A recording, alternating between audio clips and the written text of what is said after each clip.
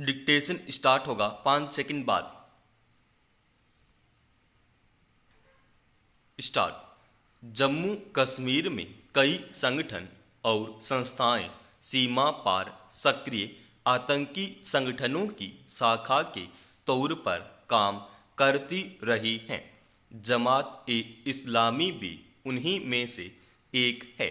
यह भारत में हिजबुल मुजाहिदीन के राजनीतिक मुखौटे की तरह काम करता रहा है। हालांकि 2 साल पहले ही इस पर 5 साल के लिए प्रतिबंध लगा दिया गया था, मगर उसकी छतरी के नीचे चल रही कई संस्थाओं पर अब भी घाटी में सक्रिय दहशतगर्दों का वित्त पोषण करने का आरोप है। इसी आधार पर सक्रिय जांच एजेंसी ने उसके करीब 56 ठिकानों पर छापे मारे। इससे आतंकी संगठनों की कमर पर चोट पड़ेगी। आतंकी गतिविधियों को रोकने के लिए उनके वित्त पोषण पर अंकुश लगाना सबसे जरूरी कदम माना जाता है। हालांकि इस मामले में काफी सालों से कड़ाई की जा रही है। न सिर्फ बहुत सारे संदिग्ध संगठनों के खाते बंद कर दिए गए और बाहर से आने वाले धन पर लगातार नजर रखी जाने लगी, बल्कि हुर्रियत नेताओं और उनके समर्थन स्थानीय लोगों के खातों पर भी रोक लगा दी गई। इसका काफी असर हुआ। वित्तीय मदद रुक जाने से घाटी में सक्रिय कई संगठन खत्म हो गए। अलगाववादियों के युवाओं को बरगलाने पर लगाम लगी। तमाम कोशिशों के बावजूद अगर कुछ दहशतगर्द अब भी घाटी में अपनी साजिशों को अंजाम दे पा रहे हैं, तो जाहिर है कि उन्हें किसी न किसी रास्ते वित्तीय मदद मिल रही है। इन्हीं रास्तों को बंद करने की मंशा से राष्ट्रीय जांच एजेंसी ने जमात से संबंधित ठिकानों पर छापे मारे। छिपी बात नहीं है कि प्रतिबंध लगने के बाद आतंकी संगठन दूसरे नामों से अपनी गतिविधियां चलाने लगते हैं।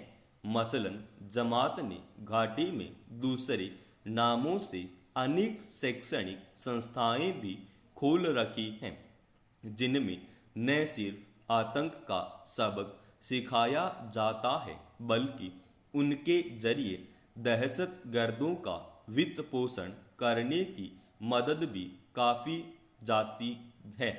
फलाह ए आम ट्रस्ट पर ऐसी ही गतिविधियों में शामिल होने के आरोप रहे हैं।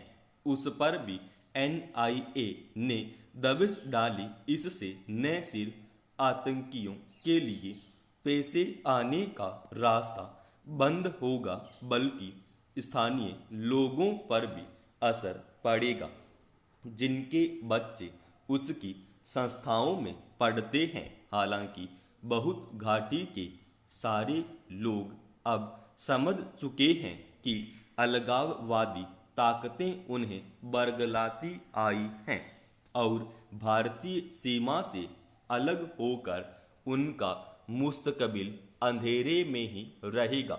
खून खराबे को भी वे तरक्की के रास्ते का रोड़ा मानने लगे हैं। इसलिए उन्होंने आतंकियों को पनाह देना बंद कर दिया है। इसके अलावा भारत पाकिस्तान के बीच होने वाली तिजारत के सहारे उधर से बड़े पैमाने पर हथियार और गोला बारूद आते रहे हैं। अब उन रास्तों पर रोक लग गई है। इससे भी दहशतगर्दों को मिलने वाली मदद रुक गई है।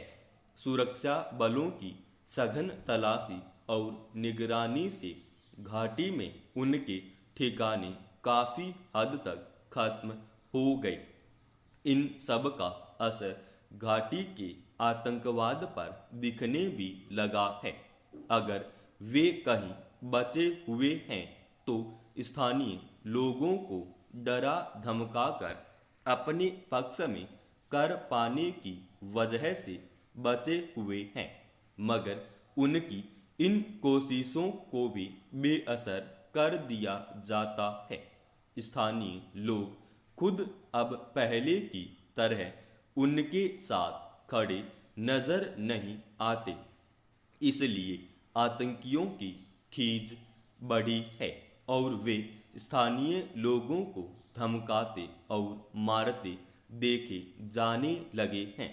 ऐसे में एनआईए के छापे आतंकियों की बची खुची ताकत को भी खत्म करने में बड़ा वार साबित होंगे। समाप्त।